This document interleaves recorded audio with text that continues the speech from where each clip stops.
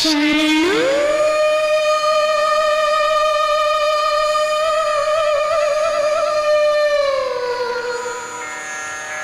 ಶರಣೆನುವೆ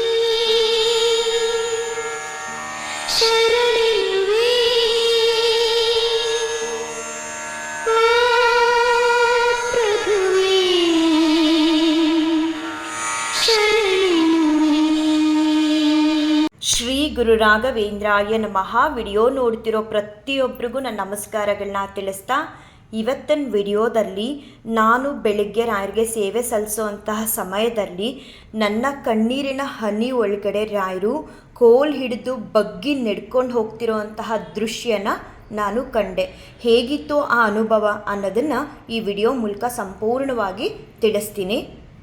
ಪ್ರತಿನಿತ್ಯ ನಾನು ರಾಯರಿಗೆ ಹೇಗೆ ಸೇವೆ ಸಲ್ಲಿಸ್ತೀನಿ ಅದೇ ರೀತಿ ಇವತ್ತು ಕೂಡ ಬೆಳಗಿನ ಜಾವ ಬೇಗ ಎದ್ದು ಎಲ್ಲ ರೀತಿ ತಯಾರಿಗಳನ್ನ ಮಾಡಿಕೊಂಡು ರಾಯರ ಮುಂದೆ ದೀಪ ಹಚ್ಚೋದಕ್ಕೂ ಮುಂಚೆ ರಾಯರಿಗೆ ಹೇಳಿದೆ, ನಾನು ನನ್ನ ಮನಸ್ಸಲ್ಲಿ ಸ್ವಲ್ಪ ನೋವುಗಳಿದೆ, ಅದನ್ನು ಹೇಳ್ಬಿಡ್ತೀನಪ್ಪ, ಹೇಳಾದ್ಮೇಲೆ ನಿಮಗೆ ದೀಪ ಹಚ್ಚಿ ಸೇವೆನ ಸಲ್ಲಿಸ್ತೀನಿ ಅಂತ. ಇಲ್ಲಾಂದರೆ ಏನಾಗುತ್ತೆ ನನಗೆ ಅಂದರೆ, ನಾನೇನು ಮನಸ್ಸಲ್ಲಿ ನೋವು ಇಟ್ಕೊಂಡು ಬೇಡದೇ ಇರೋ ವಿಚಾರಗಳನ್ನ ಇಟ್ಕೊಂಡು ರಾಯರಿಗೆ ಪೂಜೆ ಸಲ್ಲಿಸ್ತಿದ್ದಾಗ ಅದು ಸಲ್ಲಲ್ಲ, ನನಗೆ ದುಃಖ ಅನ್ನೋದಾಗ್ತಿರುತ್ತೆ. ಏನೋ ಒಂದು ಶ್ಲೋಕ ಹೇಳ್ತಿರ್ತೀನಿ, ಆ ದುಃಖ ಬರ್ತಿರುತ್ತೆ, ಆಗೋದೇ ಇಲ್ಲ. ಆ ಕಾರಣಕ್ಕೆ ನಾನು ಯಾವಾಗಲೂ ಅಷ್ಟೇ ಮನಸ್ಸು ತುಂಬ ಭಾರ ಇದೆ ಅಂದಾಗ ಫಸ್ಟು ಸೇವೆ ಸಲ್ಲಿಸಲ್ಲ, ಎಲ್ಲ ರೆಡಿ ಮಾಡಿಕೊಂಡು ರಾಯರ ಮುಂದೆ ಏನೆಲ್ಲ ಹೇಳ್ಕೊಬೇಕು ಅಂತ ಅಂದ್ಕೊಂಡಿರ್ತೀನಿ ಅದೆಲ್ಲವನ್ನು ಕೂಡ ಹೇಳ್ಕೊಳ್ತೀನಿ. ಎಷ್ಟು ಜನಕ್ಕೆ ರಾಯರು ಸ್ಪಂದಿಸ್ತಾರೋ ಇಲ್ವೋ ಗೊತ್ತಿಲ್ಲ, ನನಗಂತೂ ಕ್ಷಣ ಕ್ಷಣಕ್ಕೂ ಕೂಡ ರಾಯರು ನಾನಿದ್ದೀನಿ ಅಂತ ಸಮಾಧಾನ ಮಾಡ್ತಾನೆ ಬರ್ತಿದ್ದಾರೆ. ನಾನು ಹೇಳಿದೆ ಇವತ್ತು ಬೆಳಗ್ಗೆ ರಾಯರಿಗೆ, ನಾನು ಹೇಗಿದ್ದೆ, ನನ್ನ ಜೀವನ ಹೇಗಿತ್ತು, ಇವತ್ತು ಇಷ್ಟು ಬೆಳಗ್ಗೆನೇ ಎದ್ದು ನಾನು ನಿಮಗೆ ಸೇವೆ ಅಂತ ಏನೋ ಪೂಜೆ ರೂಪದಲ್ಲಿ ಸಲ್ಲಿಸ್ತಿದ್ದೀನಿ ಅಂದರೆ ಇದಕ್ಕೆಲ್ಲ ಕಾರಣ ನೀವೇ. ನಾನು ಎಷ್ಟು ನೆಮ್ಮದಿಯಾಗಿದ್ದೀನಿ, ಆದರೆ ಅದು ಜನಕ್ಕೆ ಹೇಗೆ ಅರ್ಥ ಆಗುತ್ತೆ ಗೊತ್ತಿಲ್ಲ. ಕೆಲವ್ರಿಗೆ ಕಾರ್ ಇದ್ದರೆ ನೆಮ್ಮದಿ, ಐಶ್ವರ್ಯ ಇದ್ದರೆ ನೆಮ್ಮದಿ, ಇನ್ನೂ ಕೆಲವ್ರಿಗೆ ಅವ್ರು ಏನೆಲ್ಲ ಅಂದ್ಕೊಂಡಿರ್ತಾರೋ ಜೀವನದಲ್ಲಿ ಅದು ತೊಗೋಬೇಕು, ಇದು ತೊಗೋಬೇಕು, ಇದನ್ನು ಸಾಧಿಸ್ಬೇಕು, ಅದನ್ನು ಸಾಧಿಸ್ಬೇಕು ಅಂತ ಅದೆಲ್ಲ ಸಿಕ್ಕಿದಾಗ ನೆಮ್ಮದಿ ಅಂತ ಅನಿಸುತ್ತೆ. ನನಗೆ ಹೇಗೆ ಅಂದರೆ, ರಾಯರು ನನ್ನ ಬದುಕಲ್ಲಿ ಬಂದಮೇಲೆ ಏನಿರಲಿ ಏನಿಲ್ಲದೆ ಇರಲಿ ಯಾವಾಗಲೂ ನೆಮ್ಮದಿಯಾಗಿರ್ತೀನಿ ಮತ್ತು ಎನಿ ಟೈಮ್ ಸಂತೋಷವಾಗಿರ್ತೀನಿ. ಎಷ್ಟು ಚಂದ ಬದುಕು ಅಂತ ಅನ್ನಿಸ್ತಿದೆ ನನಗೆ ಅಂದರೆ ಅದು ರಾಯರು ಬಂದಮೇಲಿಂದ. ನನಗೆ ಗಂಜಿ ಕುಡಿಯೋದಕ್ಕೆ ಕೊಟ್ಟರು ಅದನ್ನು ತುಂಬ ಸಂತೋಷವಾಗಿ ಕಣ್ಗೊತ್ಕೊಂಡು ಕುಡಿತೀನಿ. ಅದೇ ನೀನು ಮೃಷ್ಟಾನ್ನ ಭೋಜನನ ಕೊಟ್ಟರು ಕೂಡ ನಾನು ತುಂಬ ಅದನ್ನು ಸಂತೋಷಪಟ್ಟು ರಾಯರಿಗೆ ಥ್ಯಾಂಕ್ಸ್ ಹೇಳಿ, ಗಂಜಿ ಕೊಟ್ಟರು ಥ್ಯಾಂಕ್ಸ್ ಹೇಳ್ತೀನಿ, ಮೃಷ್ಟಾನ್ನ ಭೋಜನ ಕೊಟ್ಟರು ಥ್ಯಾಂಕ್ಸ್ ಹೇಳ್ತೀನಿ. ನನ್ನ ಗಾರೆ ನೆಲದಲ್ಲಿ ಇರಿಸಿದ್ರು ನಾನು ಅದೇ ಮನೇಲಿ ಇರ್ತೀನಿ, ನನ್ನನ್ನು ಡೂಪ್ಲೆಕ್ಸ್ ಹೌಸಲ್ಲಿ ಇಟ್ಟರು ಅದೇ ಮನೇಲಿ ಇರ್ತೀನಿ. ಅಷ್ಟು ಎಲ್ಲ ಹಾಕ್ತಾರೋ ಅಲ್ಲಿ ನಾನು ನೆಮ್ಮದಿಯಾಗಿದ್ದೀನಿ, ಅದು ರಾಯರಿಂದ. ಈ ರೀತಿ ನಾನು ಇದ್ದೀನಿ. ಆದರೆ ಕೆಲವರು ಬೇಡವಾದ ಮಾತುಗಳನ್ನ ಆಡ್ತಾರಲ್ಲ, ಹಾಗಾದರೆ ನನ್ನ ಭಕ್ತಿಗೆ ನಿನ್ನ ಹತ್ರ ಬೆಲೆ ಅನ್ನೋದಿಲ್ವಾ ನನ್ನಪ್ಪ, ಯಾಕೆ ಈ ಥರ ಎಲ್ಲ ಮಾತಾಡ್ತಾರೆ ಅಂತ ನಾನು ಸ್ವಲ್ಪ ನೊಂದ್ಕೊಂಡ್ರೆ ಅಂದರೆ ಹೇಗೆ ಅಂದರೆ, ನಾನು ಯಾರ ಮುಂದೆಲೂ ಇತ್ತೀಚೆಗೆ ಅಂತೂ ಕಣ್ಣೀರಿಡೋಕ್ಕೆ ಹೋಗಲ್ಲ. ತುಂಬ ಅಳ್ತಿದ್ದೆ ಒಂದು ಕಾಲದಲ್ಲಿ. ನನಗೆ ಅಕ್ಕಪಕ್ಕದವ್ರು ಸಿಕ್ಕಿದ್ರು ಅವ್ರು ನಮ್ಮವರೇ, ಎಲ್ಲ ವಿಚಾರ ಹೇಳ್ಕೊ ಕಣ್ಣೀರಿಡು, ಈ ರೀತಿ ಮಾಡ್ತಿದ್ದೆ. ಆದರೆ ನಾನು ಎಷ್ಟೇ ದುಃಖ ಇರಲಿ ಹೇಳೋದು ರಾಯರ ಹತ್ರ ಮಾತ್ರ. ಆ ದುಃಖ ಹೇಳುವಾಗ ಒಂದೊಂದು ಸಲ ಕೋಪ ಬರ್ತಿದ್ರೆ ಕೋಪದಿಂದ ಹೇಳ್ತಿರ್ತೀನಿ ರಾಯರಿಗೆ, ನೀವು ಹಾಗೆ, ನೀವು ಹೀಗೆ ಮಾಡ್ಬೋದಿತ್ತು ಅಂತ.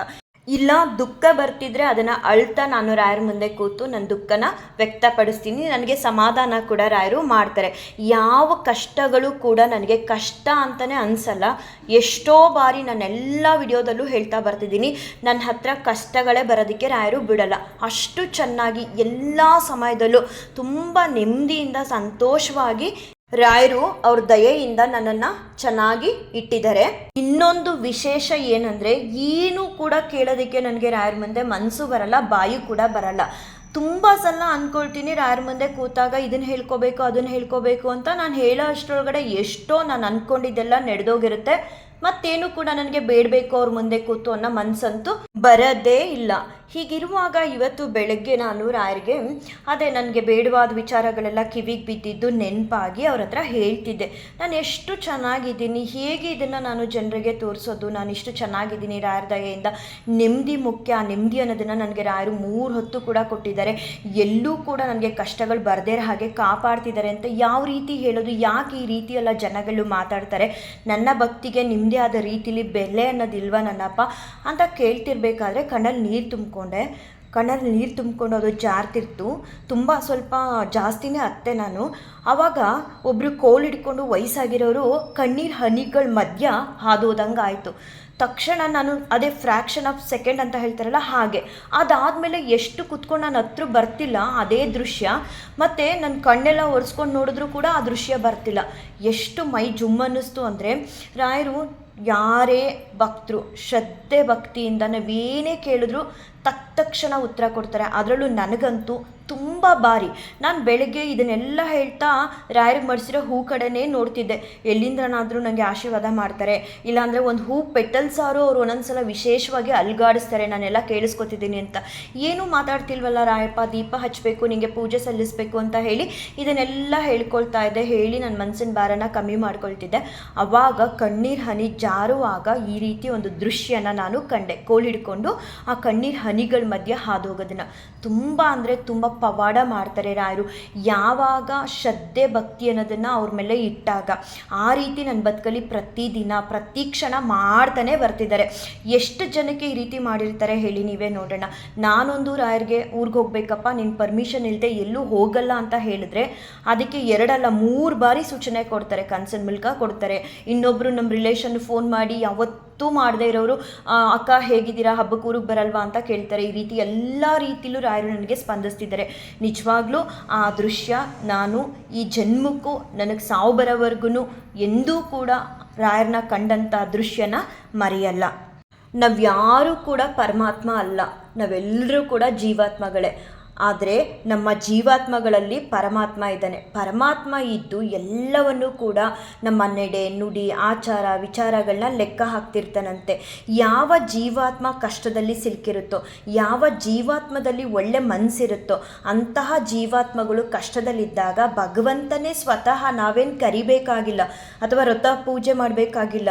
ನಮ್ಮ ಕಷ್ಟನ ನೋಡಿ 2 ಕೈಯನ್ನು ಹಿಡಿದು ಎಳ್ಕೊಳ್ತಾನಂತೆ, ಕಷ್ಟ ಅನ್ನೋ ಪ್ರಪಾತಕ್ಕೆ ಬೀಳದೇ ಇರೋ ಹಾಗೆ ನನ್ನ ಬದುಕಲ್ಲೂ ಕೂಡ ಆಗ್ತಿರೋದು. ನನ್ನೆಲ್ಲ ಕಷ್ಟಗಳನ್ನ ನನ್ನಿಂದ ದೂರ ಮಾಡಿ ರಾಯರು ನನ್ನ ಜೊತೆ ಇದ್ದು ನೆಮ್ಮದಿ ಅನ್ನೋದನ್ನು ಕರುಣಿಸಿದ್ದಾರೆ.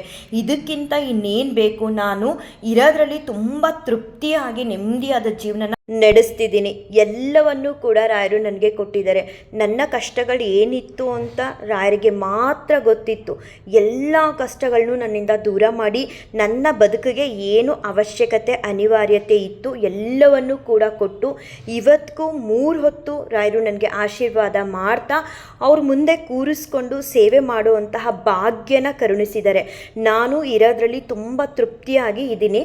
ಕೆಲವರು ಬೇಡವಾದಿರೋಂತಹ ವಿಚಾರಗಳನ್ನ ಎತ್ಕೊಂಡು ಇನ್ನೊಬ್ರಿಗಿರೋ ಸಬ್ಸ್ಕ್ರೈಬರು ಇನ್ನೊಬ್ರಿಗೆ ಬರೋ ವ್ಯೂಸು ಎಲ್ಲನೂ ಕೂತು ಲೆಕ್ಕ ಹಾಕ್ತಾರೆ. ನಾನು ಹೇಳೋದು ಅಂಥವ್ರಿಗೆ ಒಂದೇ, ಸಬ್ಸ್ಕ್ರೈಬರು ನಮಗೆ ಬರೋ ವ್ಯೂಸು ಮುಖ್ಯ ಅಲ್ಲ, ಮನುಷ್ಯನಾಗಿ ಬದುಕೋದಕ್ಕೆ ನೆಮ್ಮದಿ ಅನ್ನೋದು ಮುಖ್ಯ. ಆ ನೆಮ್ಮದಿನ ಭಗವಂತ ನನಗೆ ಪ್ರತಿನಿತ್ಯ ಕೊಡ್ತಾ ಕಾವಲಾಗಿ ನನ್ನ ಒಳ್ಳೆತನಕ್ಕೆ ಇದ್ದಾನೆ ನನ್ನ ಜೊತೆ. ಮತ್ತು ಇನ್ನೂ ಕೆಲವ್ರು ಹೇಳ್ತಾರಂತೆ ಪೂಜೆ ಅನ್ನೋದನ್ನು ನನ್ನಿಂದನೇ ಕಲ್ತ್ಕೊಂಡ್ರು ಅಂತ. ಸತ್ಯ ಮಾಡಿ ಹೇಳ್ತೀನಿ ರಾಯರ ಮುಂದೆ, ನನಗೆ ಒಂದೊಂದು ಹೆಜ್ಜೆಲ್ಲೂ ಪೂಜೆ ಅನ್ನೋ ವಿಚಾರದಲ್ಲಿ ಕಲಿಸಿದ್ದೆ ರಾಯರು. ಇವತ್ತಿಗೂ ನಾನು ಚಾಲೆಂಜ್ ಮಾಡ್ತೀನಿ, ರಾಯರಿಗೆ ಯಾವ ರೀತಿ ನೈವೇದ್ಯನ ಮಾಡಬೇಕು, ರಾಯರ ಮುಂದೆ ಕೂತಾಗ ನಾವು ನೈವೇದ್ಯ ಮಾಡೋದಕ್ಕೆ ಅಂತ ನಮ್ಮ ಮನಸ್ಥಿತಿ ಹೇಗಿರಬೇಕು ಅನ್ನೋದನ್ನು ಹೇಳ್ಕೊಡ್ಲಿ. ಪ್ರತಿಯೊಂದು ನನ್ನ ಬದುಕಲ್ಲಿ ಬದಲಾಗ್ತಿರೋದು ರಾಯರಿಂದ ಹೊರತು ಬೇರೆಯವ್ರು ಯಾರಿಂದನೂ ಅಲ್ಲ. ನಾನು ಎಲ್ರಿಗೂ ಹೇಳೋದಿಷ್ಟೇ, ಯಾರೆಲ್ಲ ಈ ವಿಡಿಯೋನ ನೋಡ್ತೀರಾ, ರಾಯರಲ್ಲಿ ನಂಬಿಕೆ ಇಟ್ಟು ನಿಮಗೆ ಶ್ಲೋಕ ಬರುತ್ತಾ ಬರಲ್ವಾ, ಪೂಜೆ ಮಾಡೋಕ್ಕೆ ಬರುತ್ತಾ ಬರಲ್ವಾ, ಏನೂ ಬೇಡ, ದೃಷ್ಟಿ ಇಟ್ಟು ರಾಯರ ಮುಂದೆ 2 ನಿಮಿಷ ಕಳೀರಿ, 2 ಗಂಟೆ ಕಳೀರಿ. ಅವ್ರನ್ನ ನಾಮಸ್ಮರಣೆನ ಶ್ರೀ ರಾಘವೇಂದ್ರಾಯ ನಮಃ ಅನ್ನೋದು ತುಂಬ ಸರಳ, ಯಾರು ಬೇಕಾದರೂ ಹೇಳ್ಬೋದು. ಜೆಂಟ್ಸು ಓಂ ಶ್ರೀ ಗುರು ರಾಘವೇಂದ್ರಾಯ ನಮಃ ಅಂತ ಹೇಳಬೇಕು. ಲೇಡೀಸ್ ಓಂಕಾರನ ಬಳಸಬಾರ್ದು, ಶ್ರೀ ರಾಘವೇಂದ್ರಾಯ ನಮಃ ಅಂತ ಹೇಳಿದ್ರೆ ಸಾಕು. ರಾಯರ ಕರುಣ ದೃಷ್ಟಿ ನಿಮ್ಮ ಮೇಲಿದ್ದರೆ ಏನು ಬೇಕು ಅವ್ರ ಸೇವೆನ ಅಂತ ಅವ್ರಿಗೆ ಇಚ್ಛೆ ಇರುತ್ತೋ ಮಾಡಿಸ್ಕೊಳ್ಳೋದಕ್ಕೆ, ಅದನ್ನು ನಾವು ಮಾಡದೇ ಇರಲಿ, ಖಂಡಿತ ಮನಸ್ಸನ್ನ ಕೊಟ್ಟು ನಮ್ಮ ಕೈಲಿ ಸೇವೆ ಅನ್ನೋದನ್ನು ಮಾಡಿಸಿ ಅವರು ನಿಶ್ಚಯ ನಿರ್ಧಾರ ಮಾಡಿರೋ ಹಾಗೆ ನಮ್ಮ ಬದುಕನ್ನು ರೂಪಿಸ್ತಾರೆ ರಾಯರು. ರಾಯರಿಂದ ಎಲ್ಲರಿಗೂ ಒಳ್ಳೆಯದಾಗಲಿ. ರಾಯರು ನನ್ನ ಬದುಕಲ್ಲಿ ಯಾವ ರೀತಿಯೆಲ್ಲ ಬದಲಾವಣೆನ ಮಾಡ್ತಿದ್ದಾರೋ ಹಾಗೆ ಪ್ರತಿಯೊಬ್ಬ ರಾಯರ ಭಕ್ತರಲ್ಲೂ ಬದಲಾವಣೆ ಮಾಡಲಿ ಅಂತ ರಾಯರ ಹತ್ರ ಬೇಡ್ಕೊಳ್ತೀನಿ. ಇವತ್ತು ಗುರುವಾರ ಅಲ್ಲ, ಏನೂ ಅಲ್ಲ, ಆದರೆ ಅವ್ರ ಬಿಂಬನ ನಾನು ಕಂಡಂತಹ ಒಂದು ಅನುಭವನ ಯಾವತ್ತೂ ಕೂಡ ನಾನು ಮರೆಯಲ್ಲ. ಅಂತಹ ಒಂದು ಅವರ ಬಿಂಬನ ರಾಯರು ನನಗೆ ತೋರಿಸ್ಕೊಟ್ರು. ಎಲ್ಲರಿಗೂ ಒಳ್ಳೆಯದಾಗಲಿ ಅಂತ ಹೇಳ್ತಾ ಈ ವಿಡಿಯೋನ ಎಂಡ್ ಮಾಡ್ತೀನಿ. ಶ್ರೀಕೃಷ್ಣಾರ್ಪಣಮಸ್ತು, ಶ್ರೀಕೃಷ್ಣಾರ್ಪಣಮಸ್ತು, ಶ್ರೀಕೃಷ್ಣಾರ್ಪಣಮಸ್ತು.